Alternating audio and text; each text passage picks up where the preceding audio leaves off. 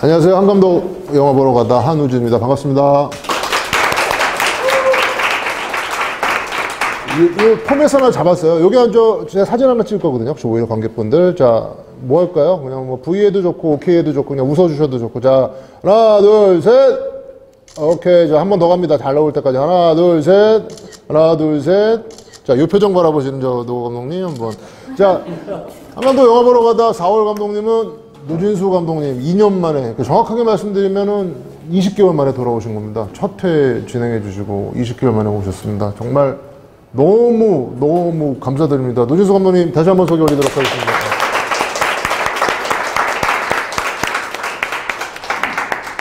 잘 지내셨죠?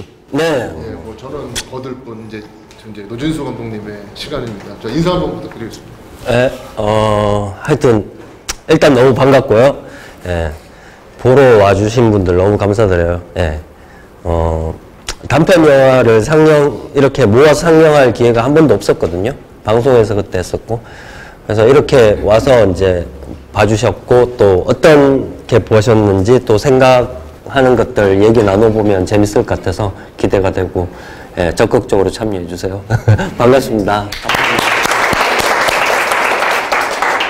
뭐 간단하게 설명을 좀 드리겠습니다. 왜냐면 제가 완전히 지금 기분이 업됐습니다. 보통 보면은 친구가 친구 데려오고 그 친구가 그 친구를 데려와서 한 20회 정도 넘어가다 보니까 다 그분이고 그래 왔었습니다. 근데 아까 손을 들어보라고 오늘 처음 오신 분들 좀 이렇게 손 좀 들어달라고 말씀을 드렸더니만 절반이 넘어갔습니다. 이 세상에 진짜 이거는 경사입니다. 그래서 다시 한번 감사의 말씀을 드리고요.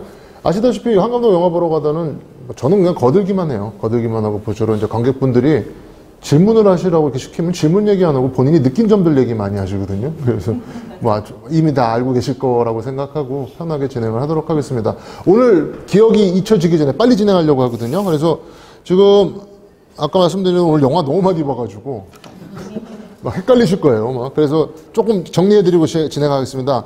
첫 번째 보신 게 번아웃 신드롬이었고요. 두 번째가 메모리즈였습니다. 세 번째 나는 살인자다.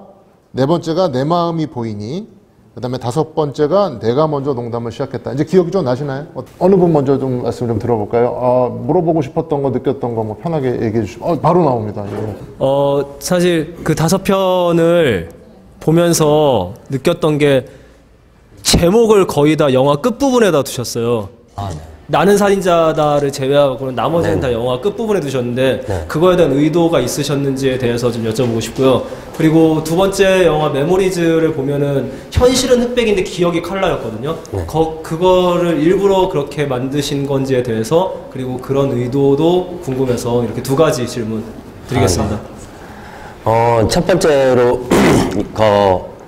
거의 제목들 후반부에 엔딩에 놓은 거는 그냥 제가 그런 스타일 좋아해서 앞에 나오는 건 다 남들이 다 하잖아요. 그러니까 뒤에 나오는 게 좋더라고요. 그래서 저를 따라서 헐리우드 영화들이 요즘 다 후반에 넣는다. 저는 5년 전에 했지만 그냥 제가 그게 더 느낌이 좋았던 것 같아요. 앞에 보는 것보다 뒤에 제목이 나오는 게. 그리고 메모리스는 뭐 이렇게 설정이 일단 미래 사회인데 SF인데 저희가 워낙 저예산으로 찍다 보니까 사실 뭐 이렇게 더 막 CG를 많이 쓰고 막 도심을 다 넓게 잡고 이런 그림이 좀 필요했는데 그러기에는 좀 예산 부족이 있어서 이걸 어떻게 할까 고민을 하다가 차라리 흑백으로 가자. 반대로 오히려 좀 흑백으로 하면 좀 여러 부분 속일 수 있는 게 있고 일단 색이 많지 않으니까 좀 정돈된 화면으로 구성할 수 있을 것 같아서 오히려 미래지만 현실을 이제 우리가 생각하는 현실은 지금 현실이잖아요. 그래서 지금 현실을 컬러로 하고 미래는 저희한테는 어떤 상상의 공간이잖아요. 실제로 우리가 아직 경험하지 않은 곳이니까. 그래서 오히려 상상적인 느낌, 흑백이랑 더 맞다고 생각해서 일단 오히려 그 영화 속의 현실을 흑백으로 하고 과거를 요즘처럼 그냥 컬러로 하면 더 낫지 않을까 영화적으로. 그래서 그렇게 선택했던 것 같습니다. 답변이 되셨나요? 예. 또 질문 있으신 분? 아까도 말씀드렸지만 질문 아니어도 상관없습니다. 뭐 느낌 봐. 뭐 이해가 안 되면 이해가 안 된다고 얘기하시잖아요, 보통. 영화 되게 재밌게 잘 봤습니다. 근데 그 제목이 네. 내 마음이 보이니? 정말 재수없더라고요, 그 남자가. 여기 와 있습니다. 아, 예. 아까 배우한테 너무 질문 이제 있으면 하셔야 실감나게 돼요. 연기를 재수없게 잘해주셔가지고 아까 이제 보면서 옆에서 맞아 저런 노래 꼭 했어요. 그래서 너무 재수없다 얘기를 했는데 그게 이제 직접 감독님께서 쓰셨잖아요. 그럼 사실 여자들이 재수없어하는 포인트가 있어요. 이렇게 보통 남자들은 그냥 묻어갈 수도 있는 부분인데 그런 포인트들은 주변에서 어떻게 좀 설문조사를 해서 캐치를 그런 캐릭터를 잡으셨는지 아니면 주변에 실제로 좀 그렇게 재수없는 인물이 가끔 이렇게 보이잖아요. 그런 모델이 된 대상이 있었는지 좀 궁금하더라고요. 너무 좀 많이 봐왔던 저도 이제 결혼하기 전에 소개팅 몇 번 했잖아요. 보면서 이제 정말 저런 것 때문에 소름 돋아서 저렇게 막 해버리고 싶은 그런 욕망을 느꼈던 대상들이 있어서 되게 재밌었어요. 네. 제일 그 탄식 소리가 크더라고요. 맞아 저런 데 있었어 막 이러면서. 그러니까 저는 사실 솔직하게 말씀드리겠습니다. 지금 이어서 설명을 드리자면 남자 입장에서는 제가 왜 재수 없는지 잘 모르겠더라고요. 그렇지 않으셨어요? 한남동이 또 특이하신 것 같아요. 그래서 저도 그 노진수 감독님이 저와 같을 거라고 생각하고 어떻게 이렇게 여자의 감성을 잘 이렇게 표현을 해주셨나. 탄식 소리 나오면서 저는 사실 그렇게 느꼈었는데 진짜 저도 같은 질문입니다. 그러니까 어떻게 이렇게 여자 감성을 잘 캐치를 하셨는지. 아니 그건 아니고 제가 좀 원래 성향이 좀 여성적인 성향이 있어요. 그래서 그런 남자들 기본적으로 좀 저도 많이 이제 봐왔던 걸 좀 영화적으로 약간 코믹하게 과장하긴 했는데 일단 평소에 좀 재수없다고 생각하는 남자들끼리도 있다 보면 쟤 되게 재수없다 그런 스타일들이 있거든요. 좀 종합했고 또 저 캐릭터를 디테일하게 잘 만든 건 다 배우 몫이거든요. 김민기 배우가 좀 재수없고 깐깐한 거 이건 완전 내 거다. 내가 너무 잘할 수 있다. 그래서 저 디테일 이렇게 사소한 건 거의 배우가 다 만들었습니다. 전 대부분 연출할 때 연기에 대해서는 큰 선만 얘기하지 작은 거는 거의 배우한테 맡기는 편인데 그런 캐릭터가 잘 나온 건 다 배우 덕분입니다. 진짜 나는 그 트럼프의 심정을 이해할 것만 같아요. 트럼프는 욕을 먹는다고 생각 안 한다고 얘기했었거든요. 근데 여쭤보고 싶네요. 진짜로 본인이 생각했을 때 저 당시 연기했을 때 본인은 내가 재수없는 짓을 하고 있구나라고 느끼지 못했죠. 감독님이 의도한 바를 저도 알겠어서 저도 저런 스타일을 별로 안 좋아해가지고 최대한 흉내 내려고 한 거죠. 네. 전 재수 없는데 제가 봐도. 네. 큰일 났네. 이거 좀 얘기하면서로 그냥. 그러시구나. 여자분들은 다 느끼셨다는 얘기네요. 정말 저런 남자 아까 제목이 내 마음이 보인이었습니다. 그래서 어디 가서 진짜 말 조심하고 행동 조심해야지 속으로 다 나를 죽이는 상상을 할 수도 있겠구나 이렇게 느꼈거든요. 실제로 그래요. 제가 저걸 우리가 지켜볼 때는 남자들도 여기 누군가도 아마 동의하지 않을 거예요. 내가 저러진 않을 거다 다 생각하고 남 얘기라고 생각할 건데 사실은 본인도 다 할 수 있어요. 저도 그럴 수 있고 그런 걸 좀 여자 입장에서 볼 때 내가 되게 재수없을 수도 있겠다. 어떨 때는 그런 생각이 제가 만들고 보고도 그런 생각을 하니까 이제 결국은 그 극중 그 치과 의사는 그녀를 마음에 들어 한 거죠. 그렇죠. 마음에 들어 한 거죠. 그렇죠. 마음에 들었는데 표현 방식이 그랬던 거죠. 네, 그렇죠. 항상 그렇게 여자를 만나왔던 거죠. 좀 허세 부리고 이런 스타일들 있잖아요. 김선은 이제 남자가 재수 없게 보였잖아요. 반대로 여자도 여자도 말 끝에 말하면서 약간 무슨 마치 남편 얘기할 때 어쩌고 저쩌고 하는데 근데 우리 남편은 근데 우리 아이는 그래서 꼭 재수없게 가는 게 저게 꼭 남녀가 아니라 반대로 있어요. 많이 그래요. 그렇죠. 여자라고 마냥 아름다웠기만 한 건 아니겠죠. 맞아요. 여자도 그래요. 저는 하여튼 남자도 재수없더라고요. 여자는 다 좋더라고요. 그런 사람이 많아요. 의외로. 내가 맨날 그 아줌마 통보잖아 지금. 그럼 제가 한번 여쭤볼게요. 지금 이제 10분짜리 단편을 만드셨습니다. 근데 저 거를 만드신 이유가 있으셨을 것 같아요. 그냥 재수 없는 사람을 봤어. 저걸 영화에 담아야지라는 생각만 하셨던 건 아닐 것 같거든요. 아니요, 정말 그랬어요, 이거는. 단지. 네, 이거는 정말 평소에 남자들 중에 저런 캐릭터들에 대해서 제가 뭔가 분노가 있고, 질투가 있고, 시기가 있고, 뭔가 다 복합적으로 포함되어 있겠죠. 뭔가 치과에서 뭔가 청담동에 100평짜리 있고, 이런, 사실은 제 기준에서는 되게, 저하고는 갭이 많이 차이가 나는데, 저런 친구들 어떻게 좀 깔 수 없을까. 그런 고민을 하다 나온 거라서. 제가 너무 이렇게 뭐 철학적으로 생각했고. 아, 이거는 되게 가볍게 만든 거예요. 오케이. 예, 제가 알겠습니다. 정말 가볍게 만들고 싶어서. 예. 저런 사람들이 자기가 재수 없는지 알까요, 모를까요? 뭐 알 수도 있고 모를 수도 있는데 전 이걸 보면 좀 나도 저러지 않을까 한번 생각해보라고 만든 거여서 좀 누군가에게는 나도 그렇지. 그렇죠. 그 남자는 여기서 좀 자유로울 수는 없을 거예요. 어쨌든 여자 앞에 가면 되게 또 저도 태도 바뀌거든요. 1대1로 있으면 약간 뭐 허세부리고 괜찮네요. 그럴 수 있기 때문에. 가능하신 분들 좀 생각해 보세요. 사실 저는 사실 못 느꼈거든요. 근데 못 느꼈다고 막 뭐라고 막 그러시잖아요. 분명히 아닌 것 같은데 아무튼 내 마음이 보이니는 노진수 감독님께서 평소에 저런 언행과 저런 생각을 하는 사람들에 대한 좀 경종을 울려보자 하고 단편을 만드셨더라고요. 제 모습일 수도 있기 때문에. 그렇죠. 말 조심하고 살고 겸손하게 살자. 뭐 이제 이렇게 정리가 되네요. 자, 많습니다. 너무 영화가 많아가지고. 자, 또 뭐 기억 안 나시면 제가 말씀드리겠습니다. 어떤 영화인지. 뭐 두 번째 영화요, 세 번째 영화에 어떤 장면 이렇게 얘기하셔도 됩니다. 또 누구 있으신가요? 말씀. 네, 이렇게 작가님. 예. 저는 5가지 전체 영화를 보면서 저는 이 세팅을 준비하느라 여러 번 영화를 보게 됐거든요. 그래서 이제 미리 이제 자료를 받고도 이제 모니터링을 한번 하게 되고 설치를 하면서도 이제 몇 번 봤는데 그 중에서 이제 생각나는 포인트 중에 하나가 저는 이제 감독님이 어떤 의도로 이런 영화를 만들었을까라는 생각보다 되게 호기심이 많으신 분인가 보다라는 생각을 되게 많이 했어요. 그래서 다 이제 5편짜리가 생각하는 것들이 거의 대부분이 이랬으면 좋겠다 아니면 이러면 어떨까라는 의미를 계속 받았거든요. 그래서 네, 그래서 본인이 느끼셨던 거를 호기심 삼아서 이 스토리를 풀어가시는 게 아닐까라는 생각을 첫 번째 했고요. 제가 제일 궁금한 거는 5개 중에 만약에 90분짜리 영화를 만드신다면 그 중에 어떤 영화가 90분짜리 영화가 될지 그게 참 궁금했습니다. 일단 정확하게 지적하셨는데 제가 그 단편이든 장편이든 만들 때 다른 감독님들을 들어보면 되게 주제로 먼저 접근하는 경우가 많아요, 사실은.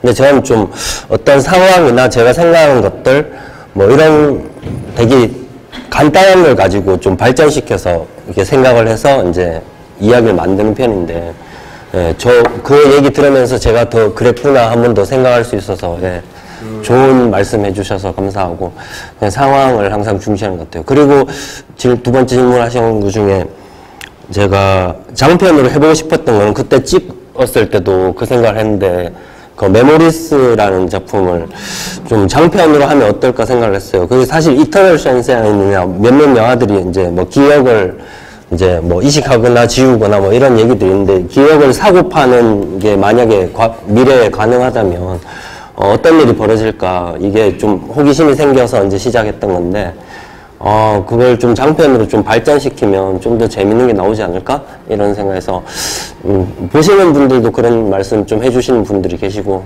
저도 약간 욕심나서 나중에 좀 제가 잘 돼서 한 100억짜리 영화 찍을 수 있으면, 쫙 막 마천루 펼쳐놓고, 그렇게 한번 멋있게 한번 해보고 싶네요. 네.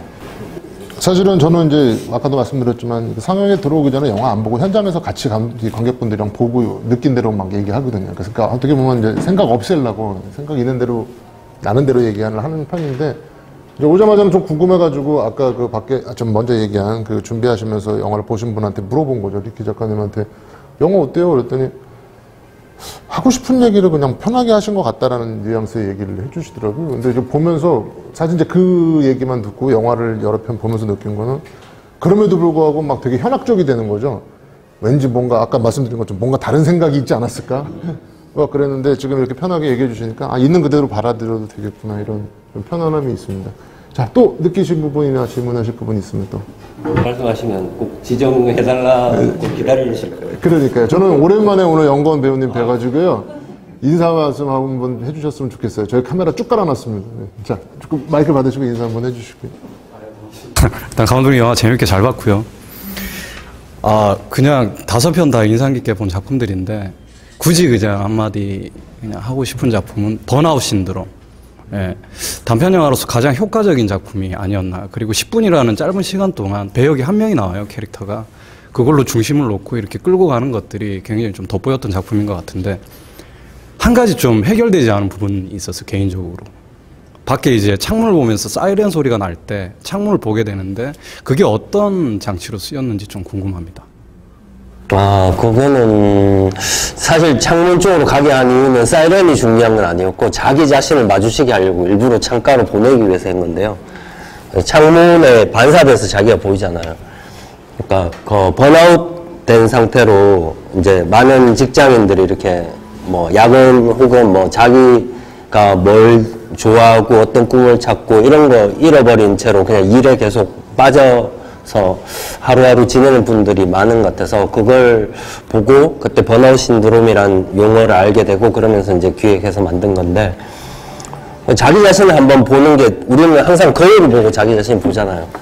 그런 느낌을 살리고 싶은데 회사에서 갑자기 화장실도 아닌데 거울 나오기가 힘들어서 그 상황을 어떻게 자기 자신을 직접적으로 나중에 나오긴 하지만 그 전에 좀 전조로서 자기 자신이 볼 수 있는 장면을 만들어낼까 해서 바깥에 사이렌 소리가 나서 자연스럽게 창가로 가면 거기에 거울에 유리가 거울처럼 비춰진 자기 모습을 비출 테니까 그때 자기 자신을 한번 보고 좀 더 생각을 한번 해볼 수 있는 기회가 되지 않을까 해서 그런 장면을 만들었던 것 같아요. 마지막 후반에 분리된 자기 자신을 마주했을 때 어떤 느낌이었으면 좋겠다라고 생각하고 만드신 건지. 그냥 제가 그때 막연하게 생각했던 거는 그냥 자기가 떨어져서 보는 거 있잖아요. 그러니까 우리가 그럴 기회가 없잖아요. 다 자기 중심적이고 자기 생각에 빠져서 보통 살잖아요. 거울 볼 때도 사실 나를 시시점적으로 보는 경우가 더 많아요. 그러니까 이게 거울 속에 내가 또 다른 사람일 수 있으면 좀 객체로 볼 수 있잖아요. 객관적으로 평가도 할 수 있고 얘가 지금 어떤 상태구나 이렇게 볼 수 있는데 그러지 못하잖아요, 대부분은. 그래서 그렇게 딱 맞닥뜨리면 나 같은 존재를 똑같은 존재가 하여튼 상대방으로 존재할 때 내가 이 사람을 보면 이 사람은 되게 경무에 시달리고 업무에 시달리고 뭔가 뭐 자식이나 뭐 부인하고 함께 생활하지 못하고 계속 일을 하잖아요. 그러니까 그 사람 봤을 때 다른 사람이라면 어떻게 느낄까 이거를 생각했던 것 같아요. 그래서 그런 장면이 나오면 좋을 것 같다 해서 굉장히 흥미로운 작품이었습니다. 고맙습니다. 처음 보셨나요? 사실은 뭐 많은 작품을 같이 하시고 많은 얘기를 나누셨을 텐데 단편은 또 이렇게 같이 보시는 게 첫 기회죠. 좀 제가 자리 마련해놓고도 되게 뿌듯하네요. 네, 단편은 이렇게 저 방송을 제외하고는 이렇게 번아웃은 사실 영화제 한번 하긴 했었는데. 그럼 본인이 거기에 투영이 돼 있는 건가요? 일은 막 열심히 하시다가 막. 예, 제가 사실 뭐 그때 당시는 일을 사실 좀 많이 잘 못하고 한 2, 3년간 영화 못 찍었을 텐데도 어쨌든 계속 시나리오를 쓰고 있고 일이란 걸 하고 있었어요. 일을 할 때 뭐 여러분들도 다 같을 수 있지만 어떤 일을 하고 있는데 내가 뭐 꿈이 있고 뭔가 생각이 있어서 목표가 있어서 할 건데 일을 하다 보면 일에 빠져서 일을 하는 거지 내가 그걸 통해서 행복을 얻거나 뭐 뭔가 충족감을 얻거나 그러지는 못했던 것 같아요. 그래서 뭔가 일을 많이 하고 있는데 뭐 늘 허전하고 외롭고 뭐 이런 느낌이 있어서 그런 것 때문에 그냥 한번 현대인들이 다 거기서 자유롭지 않지 않을까 뭐 이렇게 생각을 해서 뭔가 좀 그런 그냥 영화를 통해서 자기 자신을 좀 더 볼 수 있는 그런 기회가 됐으면 좋겠다 생각해서 만들었던 것 같아요. 또 의견이 있으시면 말씀 주시고요. 없으시면 더 지정 들어갑니다. 자, 있으시네. 예. 네, 저도 되게 5편 다 너무 인상 깊게 봤고요. 근데 이제 번아웃 신드롬에서 사실은 조금 놀란 부분이 뭐였냐면 영화 제목을 제가 보기 전까지는 공포 영화인 줄 알았어요. 근데 저의 감상을 말하자면 이 단편을 딱 보고 나서 그냥 무엇을 말하려는 거지? 공포인가? 왜 마주치고 저렇게 약간 안오비가 됐지? 이렇게 생각을 했는데 다 보고 나니까 이게 번아웃 신드롬이라는 게 되게 사람이 공포적으로 다가올 수도 있는 좀 큰 일이구나라는 거를 경각심? 뭐 좀 그렇게 좀 느끼게 된 거라서 좀 좋은 영화가 아니었나 요즘 현대인들에게. 네. 맞아요. 우린 질문 안 해도 돼요. 느낀 대로만 얘기해요. 그리고 그거 가지고 말씀 또 나누시면 되거든요. 예. 그렇게 느끼셔서 너무 감사하고. 네. 번아웃 신드롬에 대한 얘기가 많으시네요. 저는 뭐 다른 질문 없으시면 제가 또 있습니다. 예. 저는 그 5번째 에피소드 제가 제목 알려드리겠습니다. 내가 먼저 농담을 시작했다. 그 상징적으로 나오는 인물 있잖아요. 근데 거기서 이제 마지막에 뭐 사기꾼이다 뭐 이렇게 풀었는데 그게 진짜 사람을 현혹시키는 사기꾼인 건지 아니면은 진짜 무언가 이제 또 감독님이 의도하시는 상징적인 인물인 건지 그게 좀 궁금해가지고 질문 드리고 싶습니다. 예. 그래서 우리 할 말이 많을 것 같다 이렇게 말씀을. 저게 되게 사실 제가 20대 때 저 대본을 썼어요. 되게 한 거의 20년 전에 20대 후반에. 그래서 그때 사실 해밍웨이 소설 중에 킬러라는 소설이 있어요. 그게 바에 두 남자가 사람을 죽이러 왔다가 바텐더랑 얘기 나누는 건데 내용은 전혀 다른데 그냥 사람을 죽이러 왔던 킬러가 바텐더랑 얘기 나누는 그 분위기가 너무 좋더라고요. 일단 그거에서 저걸 뭔가 영화로 해서 내 이야기로 만들어보자 하면서 창조했던 인물이 이제 바텐더 역할인데 저건 되게 좀 묘하게 가고 싶었던 게 있었던 것 같아요. 그러니까 그 사람이 실제로 신이었을 수도 있고 제가 생각했을 땐 그랬거든요. 만들어낼 땐 신처럼 정말 모든 사람을 치유하고 다 막 뭔가 모든 걸 도와주고 막 그런 존재이면서 사실은 그게 사기꾼일 수 있고 끝에 경영은 사실 사기꾼으로 내긴 냈지만 그게 그 남자가 이제 총을 쐈던 친구가 사기꾼으로 알고 쏜 거지만 사실은 이 사람이 사기꾼이 아닐 수도 있거든요. 네. 왜냐하면 사기꾼이란 증거는 전혀 없어요. 그냥 그 사람 말만 듣고 하는 거기 때문에. 그래서 그게 다 전략적으로 그냥 좀 모호하게 가는 게 우리가 이제 어떤 누군가를 믿거나 안 믿거나 이런 불신에 대한 문제들이 생기잖아요. 그러면 어떤 정보나 뭐 여러 가지들에 대해서 우리는 믿고 안 믿고를 결정하는데 그게 정말 진실을 알 수 있을까? 뭐 이런 생각을 그때 20대 때 좀 그런 생각이 좀 잠시 많이 좀 사로잡혀 있었던 것 같아요. 그래서 이걸 영화적으로 좀 원래 더 근사하게 더 멋있게 잘 풀고 싶었는데 좀 아쉬운 작품이긴 한데 여러모로 이렇게 기술적으로도 약간 그런 것도 있고 특히 지금 안 계셔서 뭐 저 배우들을 좀 뭔가 안 좋은 얘기 하기 좀 그렇긴 한데 이현 선배님 저 바텐더 하신 분이 뭐 유명하신 분이 와이키키 브라더스 주인공 하셨고 사마리아도 하셨고 그런데 저분이 이제 저 섭외하고 했을 때 촬영할 때는 좀 많이 그동안 쉬셨고 좀 술을 좀 많이 드시더라고요. 그래서 좀 하여튼 대사가 워낙 많은데도 힘들긴 했어요. 그래서 그걸 외우는데 많이 힘드셔서 연기를 이렇게 제가 생각했던 만큼 이렇게 쫙 이렇게 흡입력 있게 못 빨려들게 하셔서 그게 너무 안타깝고 그 선배님도 끝나고 저한테 너무 미안해 하시고 좀 또 급하게 했거든요. 이걸 제 방송 일정이 있다 보니까 제가 시간도 많이 못 드린 제 탓도 있고 그래서 참 아쉬움이 많이 남는 작품이에요. 그렇지만 전 저 영화를 되게 좋아해요. 여러 가지 그런 부분들에 대한 매력이 전 막 딱 정확하게 뭐 사회적 주제가 있건 아니면 뭐 철학적 주제가 있건 이런 것보다 좀 세상 자체가 모호하다고 생각하고 믿고 안 믿고 이런 문제나 뭐 그런 것들도 다 모호하다고 생각해서 제가 생각하는 꿈꾸는 영화에 제일 좀 가까운 영화 중에 하나여서 지금도 되게 이렇게 아픈 손가락 같은 영화예요. 그럼 저 작품을 장편으로 만들어 보실 생각은 전혀 안 하신 건 아닐 텐데. 장편. 네. 전혀 안 하긴 했는데, 왜냐하면 저게 단편적인 이야기라고 생각했어요. 그럼 저걸 아마 생각을 해봤을 수 있겠죠. 장편으로 하면 과연 누가 볼까? 뭐 이런 생각하고 그냥 안 했던 것 같아요. 그러니까 뭐 구체적으로 뭔가를. 정말 기억을 했다면 계속 않잖아요. 간직하고 싶어서 안 좋은 기억을 팔까? 감독님이 뭔가 나한테서 팔아서 없애고 싶은 어떤 기억이 있을까? 라는 누구나 좋진 매일 행복하지 않고 매일 좋지 않잖아요. 그랬을 때 어떤 기억을 팔까? 그러면서 또 씩 웃은 게 그렇다면 상업적으로 공부를 열심히 해서 그 기억을 비싸게 팔면 어떤 사람이 그 기억을 비싸지만 사서 쉽게 가지 않을까? 재밌는 상상. 뭐 이런 상상을 했거든요. 예를 들어서 내가 어떤 전문성을 갖고 싶은데 몇 년을 공부하는 것보다 조금 돈을 들여서 사면 그냥 쉽게 전문가가 되지 않을까? 이런 생각을 하면서 요거는 굉장히 미래의 영화가 되지 않을까? 이런 생각을 했거든요.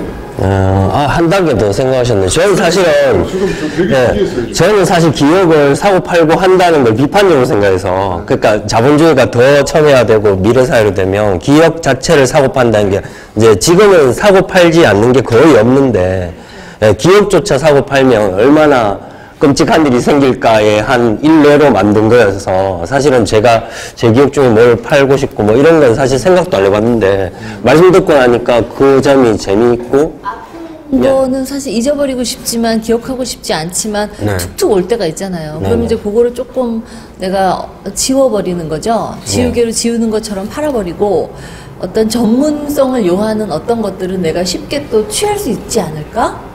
그러면 내가 만약에 의사 공부를 해야 되는데 사자 이거죠. 법조인이 되고 싶은 전문적인 어떤 것들을 사자 이거죠. 그러면 내가 이걸 다 장착하면 나는 만능 인간이 되지 않을까? 뭐 이런 생각을 해서 야, 역시 이거, 배우다운 발상이시네. 요거 봐라. 너무 돈이면 다 되는 거 아닌가요?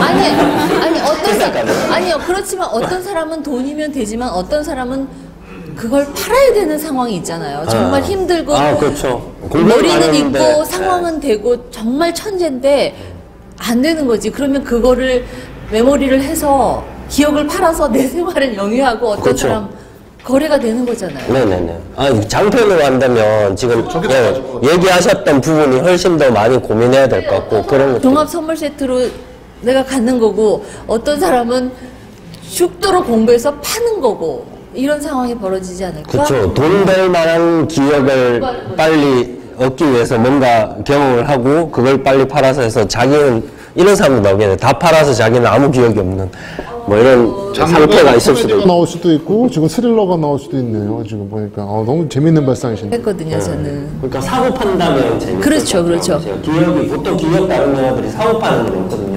그러니까 저기서는 이제 사고 실현당한 거를 팔았지만 어떤 다른 것도 주고받고 팔지 않을까 이런 생각이 든 거죠. 그렇죠. 그렇죠. 근데 실제로 이 기억을 뭔가 이식하고 이런 게 뭐 어떤 과학 잡지 같은 데서 봤는데 몇십 년 후에 가능하다는 얘기도 있더라고요. 외국어를? 진짜요? 그게 가능하다고 하더라고요. 이게 있어서 최면 치료도 받고 어떨 때는 그걸로 무슨 범죄도 뭐 좀 해서 이렇게 끌어내잖아요. 우리가 생각도 못하고 인식하지도 못한 거를. 그럼 이거는 굉장히 재밌는 사람이 만들어지겠네요. 이게 지금 단편 하나의 시작이 지금 장편으로 자연스럽게 연결이 되고 있습니다. 모여서 공동작업. 그러니까 지금 모여서 좀 공동 작업되고 있고요. 또 뭐 말씀 있어요? 예. 좋습니다. 메모리즈 보면은 거기에서 이제 그 어떤 사람이 이제 기억을 사서 그 여자를 죽이잖아요. 그러면은 이제 거울에 자기 모습이 아닌 그 기억을 팔았던 사람의 얼굴이 나타나 있는 모습을 제가 봤는데 그게 그러면은 그 사람 기억에서는 자기가 그 사람인 건지 아니면은 이게 헷갈려서 그런 건지 아니면 자기가 보고 싶은 모습을 본 건지에 대해서 제가 좀 헷갈리더라고요. 그건 원래 좀 헷갈려요, 사실. 메모리스 다 각자 아마 알아서 해석해서 보셨을 건데 아마 제가 어떤 생각으로 만들었다고 얘기 지금 말씀드리면 그런 거였어? 이렇게 생각하실 분이 꽤 많고 저는 꼭 제가 의도했던 대로 생각하지 않아도 괜찮은 영화라고 생각하지만 간단히 말씀드리면 이제 조건이 있어요. 기억을 열람하지 못한다고 해요. 그래서 기억을 팔 수 있고 살 수 있는데 이 친구는 사실은 자기가 살인을 했다는 걸 알아요.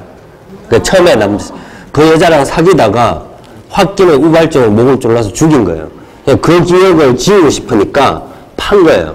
근데 이 남자는 이게 이제 실연에 관련된 기억인 줄 알고 샀다가 이제 사보니까 얘가 자기가 살인자인 거예요. 그러니까 기억 이식 받은 여기 계시죠? 최현 씨 어디 갔죠? 야, 이식 받은 분이 계세요, 여기. 예, 거래한 당사자 계시네. 네. 네, 기억을 사신 분 기억으로 이식이 된 거예요. 그러니까 자기가 죽였다고 생각하는데 이게 이제 기억이라는 게 약간 혼란이 있을 수 있잖아요. 근데 거울은 제가 설정했던 거는 거울은 실체를 비춘다. 뭐 이게 설정이었어요. 그래서 본인 얼굴 봤는데 본인 얼굴 떠오르는 게 아니고 원래 팔았던 사람 얼굴이 떠오르는 거죠. 그래서 범인을 잡을 수 있었다. 뭐 이런 사실은 얘기예요. 10분 안에 되게 많은 얘기가 나옵니다. 그래서 장편으로 해야 돼요. 되게 이게 알아채기가 쉽지 않고. 예. 아, 저도 조금 그렇게 생각했는데 이게 긴가민가 해가지고 그쵸, 감독님 정확치 않아요. 어떻게 좀 생각하셨는지 좀 궁금해가지고 그런 이야기였어요. 제가 생각할 때는. 근데 꼭 이게 뭐 정답은 아니니까. 감독님은 예를 들어서 팔고 싶은 기억하고 사고 싶은 기억 뭐 있으세요?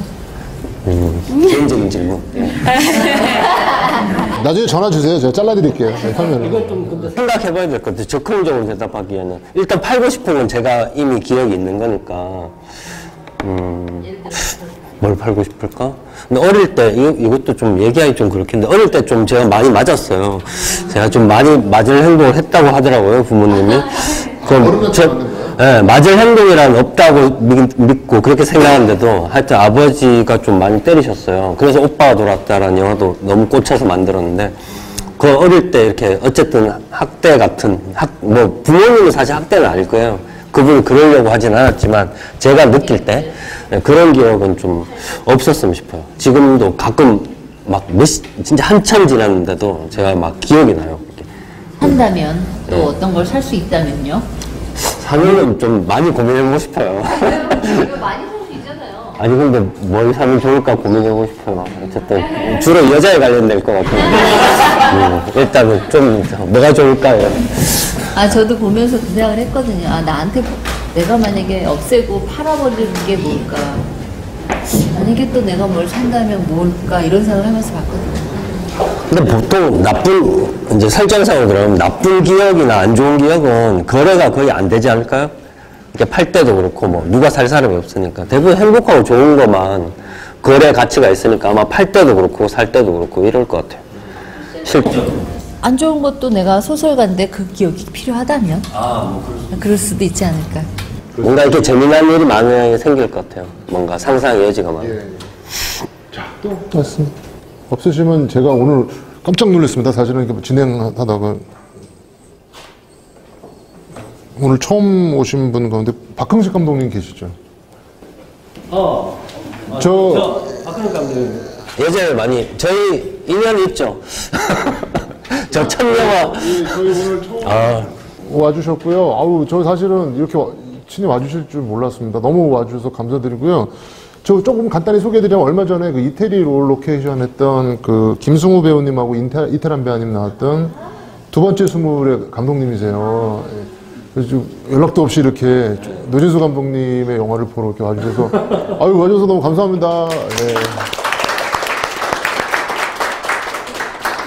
저는 긴가민가 하고요. 계속 사실은 저번에 그 구례에서 한번 인사에 올렸었거든요. 그래서 아우 와주셔서 너무 감사합니다. 그래도 이렇게 영화 보셨는데 한 말씀 좀 해주셔야 돼요, 저희가. 한우진 감독님은 구례에서 뵙었고 노진수 감독님이 벌써 10년 전인가요? 그렇죠.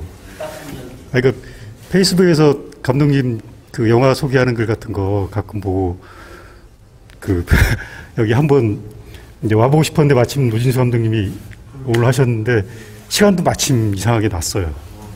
그리고 사실은 좀 배우러 왔습니다. 왜냐면 노진수 감독님이 영화를 정말 많이 만드시는 것 같아요. 그렇죠. 그 감독들한테는 그게 가장 부러운 건데 어떻게 저럴 수 있을까? 네. 생각이 많이 없습니다, 제가. 아닙니다. 그러니까 하고 싶으면 합니다. 저 보면서 느낀 게 그거였던 것 같아요. 그러니까 제가 좀 반성한 건데 그 본인이 말씀하셨지만 그 뭐라고 해야 되나?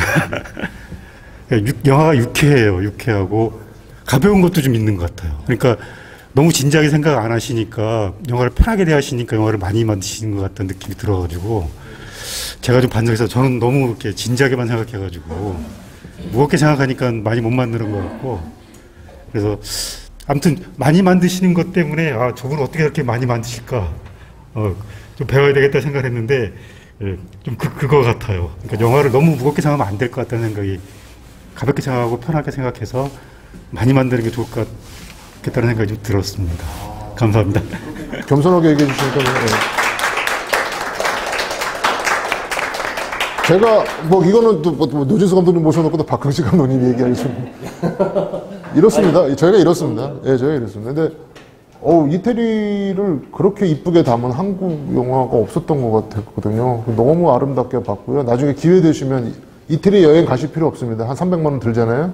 영화를 한 편 보시면 아름다운 이태리를 보게 되십니다. 다음에 하시면 돼요. 그러니까요. 와주셔가지고. 근데 또 마음에 드셔야 또 이렇게 오시니까요.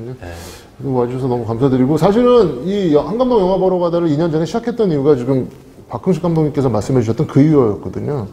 어떻게 하면 좀 속성으로 영화를 열심히 좀 익힐 수 있을까 해서 시작을 했고, 첫 감독님으로 모셨었던 기억이 납니다. 왜냐면 그 당시에도 사실 이 저예산의 황제셨기 때문에 그래서 어떻게 하면 이렇게 영화를 재밌게 만들 수 있을까 이제 궁금해서 시작을 했던 거였고요. 하여튼 감독님 좋은 말씀 감사합니다. 사실은 노진수 감독님이 제가 이게 말씀드리면은 사실 다른 감독님들이 뭐라고 하신다고 그랬었어요. 왜 막 저예산으로 영화 이렇게 충실하게 만들어내면 다른 감독님들은 되게 고민 많이 하시고 예산 많이 쓰셔서 감독 이렇게 하시는데 비교가 되지 않느냐 이런 얘기 있으셨는데 어떠세요, 감독님은? 요즘도 역시 저예산 영화 독립 영화 사실은 전 예산을 많건 작건 이런 거 따지는 스타일은 사실 아니고, 영화를 전 밥 먹는 거랑 똑같이 생각해요. 그러니까 매일 만들고 싶고 매일 하고 싶은데 그렇게는 할 수가 없고, 영화라는 게 돈도 들고 여러 사람이 모여서 하는 일이라 그렇게 매일 할 수 있는 일은 아니지만, 그냥 전 숨 쉬고 밥 먹고 일기 쓰고 이런 느낌이랑 영화 만드는 거랑 똑같이 생각해요. 그냥 제가 영화 만드는 게 재밌고 좋아하니까. 그래서 사실은 제가 대단한 글작을 남길 생각도 없고, 그러면 좋겠지만 그럴 의도는 없어요. 그래서 그냥 그때그때 하고 싶은 영화 있으면 하고, 좀 안 좋으면 내가 하면서 또 배우는 게 생기잖아요. 저도 내가 저렇게 만드니까 내가 생각했던 거하고 많이 다르구나, 혹은 이렇게 만들면 안 되겠구나, 혹은 이렇게도 되네, 여러 가지 배우는 것들이 많아요. 그래서 저는 항상 찍으면서 배운다고 생각하고 찍고, 대단한 영화 하려면 사실 부담돼서 한 몇 년에 한 편밖에 못 찍을 것 같아요. 그 영화를 안 할 수도 있어요, 전. 그럴 만한 영화를 만들 인물이 못 돼요, 제가. 그래서, 저 같은 사람도 있어야죠. 그냥 감독이 다 다르니까. 전 좀 그냥 계속 옆에서 영화 계속 만들어서 보여주고 쉽게 이렇게 할 수 있을 정도로 어쨌든 상황을 계속 만들어 가요. 그래서 예산이라는 게 사실 필요하니까 영화를 그냥 이제 우리가 글 쓰듯이 혼자 할 수 있는 게 아니잖아요. 그냥 돈이라는 게 필요한데, 돈을 받는 게 사실 제일 영화 감독들한테 제일 큰 일인데, 그것도 다 그냥 제가 하고 싶은 거가 정확하게 있다면 돈을 주는 사람이 원하는 게 있을 거 아니에요. 그 사람들이 원하는. 그걸 그냥 저는 웬만하면 다 받아줘요. 그러니까 이 작품은 원래 이런 거기 때문에 이런 걸 하면 안 되고 없어요. 제가 하고 싶은 것만 유지만 되면 어떤 거든 받아요. 그래서 제가 이렇게 소위 말하는 IPTV나 노출 있는 영화들도 많이 했던 게 그런 이유고, 저는 그거에 대해서 후회도 없고 앞으로도 할 수도 있고, 근데 지금 시장 자체도 많이 안 좋아졌고, 그래서 이제 완전 저예산 영화들이 거의 없어지고 있는 상황이에요. IPTV 영화조차. 그렇죠. 그래서 지금은 약간 방향 전환도 해야 되고 이래서, 저도 다른 길을 좀 찾아보고 있어서 이제 지금은 상업 영화를 준비하고 있어요. 그래서 항상 하여튼 이런 마음으로 하지만 그때 이제 또 상황에 맞춰서 해야죠. 어쨌든 영화를 많이 만들고 싶어요, 저는. 원래 영화 처음 시작할 때 꿈이 딱 하나였어요. 영화 100편 만들고 죽자. 근데 한국에서 임관택 감독님 말고 그걸 이루신 분이 없어요. 근데 저도 못 이룰 것 같아요. 이제 12편을 만들었더라고요, 장편을. 오늘만 저희 7편 봤는데. 단편 다 합치면 한 20편 되니까, 하여튼 열심히 해볼게요. 네. 박수 한번 정리해 주시면 부탁드리고.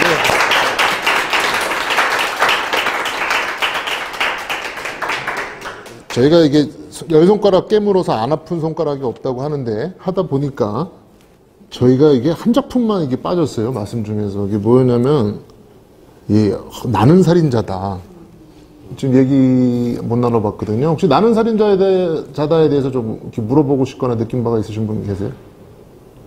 딱히 없으실 것 같은데 제가 스스로 생각할 때 그 영화는 망작이에요.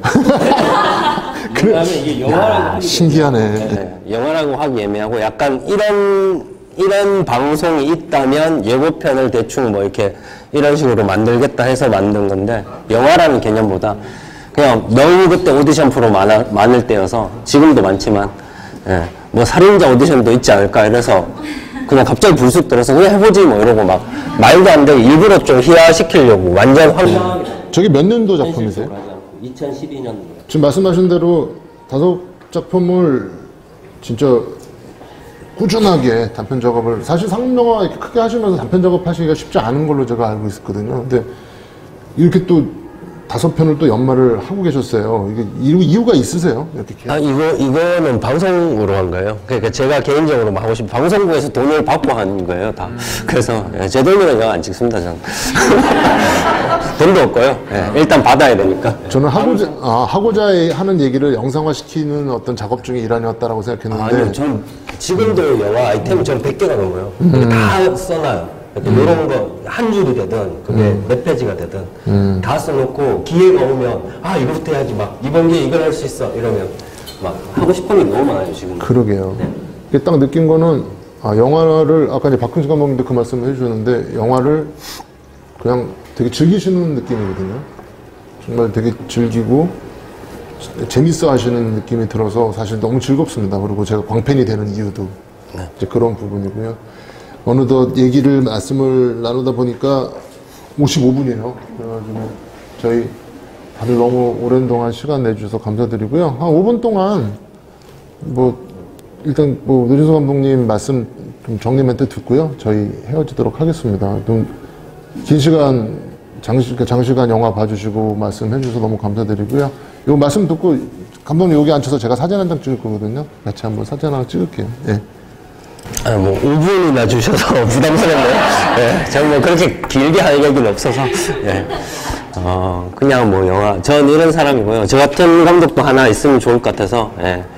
처음에 그런 생각을 하고 일부러 이렇게 한 건 아니지만, 저같이, 원래 어릴 때도 제가 좀 특이하다는 생각을 했어요, 사실. 좀, 잘 없더라고요, 의외로. 이렇게 작업하는 분도 그렇고, 생각하는 것도 그렇고. 그래서, 저 같은 사람도 하나 있으면 재밌잖아요. 그래서 계속 이렇게 할 거고, 차기작을 잠깐 이제 그 얘기 되게 아주 희소식입니다. 살짝 말씀드리면 이제 공포 영화를 준비해요. 미스테리 공포인데 한 올 여름에 아마 촬영 8월 그 정도에 들어갈 것 같고요. 노진수 평균 제작비의 10배에 달하는. 그렇죠. 최근에 거의 좀 완전 재산 1, 2억짜리를 많이 했었는데 이제 10억 이상의 영화를 하나 하게 돼서 공포 영화 일단 잘 만들고 망하면 다시 이제 돌아오고 안 망하고 잘 되면 좀 일단 큰 영화를 좀 저도 이때까지 큰 프로젝트들은 다 그냥 다 노트 하드 안에 다 있거든요. 그냥 해보지도 못하고 제가 여지껏 제일 많이 예산됐던 게 그나마 5억 정도였어요. 그 이상 해본 적이 없어서 저도 좀 일단 기대가 되고 앞으로 좀 제가 생각하는 것들에 가까운 영화를 좀 더 시도해 볼 수 있는 계기가 되길 바라요. 다음 영화가. 그래서 꼭 잘 됐으면 좋겠어요. 그 제목을 괜히 말씀드리면 웹툰 원작인데 요신극장이라는 공포 영화인데 나중에 꼭 기억해 주시고 봐주시고 성공해야 돼요. 그거는 그래야지 다른 걸 할 수 있으니까 나중에 제가 자주 홍보하고 여기 오신 분들 계속 대부분 소통하는 분들이 많고 앞으로 소통 안 하셨던 분들도 같이 소통하면 되니까 이제 홍보 도우미가 돼서 도와주십시오. 자, 요신극장 화이팅입니다.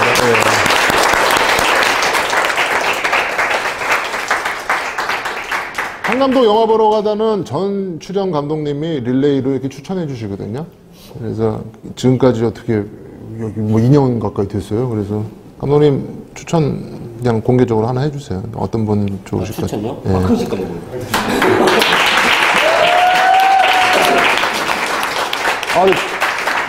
감독님 받아주실 거죠? 아유, 뭐 원하시는 1분짜리도 하셔도 되고 장편 하셔도 되고 감독님이 원하시는 영화 같이 봅니다. 받아주시겠습니까? 영화 너무 좋습니다. 저 20분짜리 단편 있는 거 그걸로 하든지 뭐. 알겠습니다. 전 뭐 20분 정도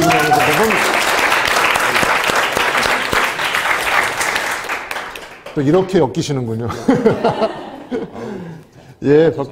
박근신 감독님 모시고 또 저희 다음 상황들 다 준비할 거고요. 또 아까 말씀드린 대로 시간 이렇게 내주셔서 감사드리고 노준수 감독님 가운데로 모셔서 저희 사진 한 장 찍도록 하겠습니다. 그럼 그대로 앉아 계시면 돼요. 그리고 남편도 영화 보러 가자. 네, 감사합니다. 한 번 더 감사합니다. 박수.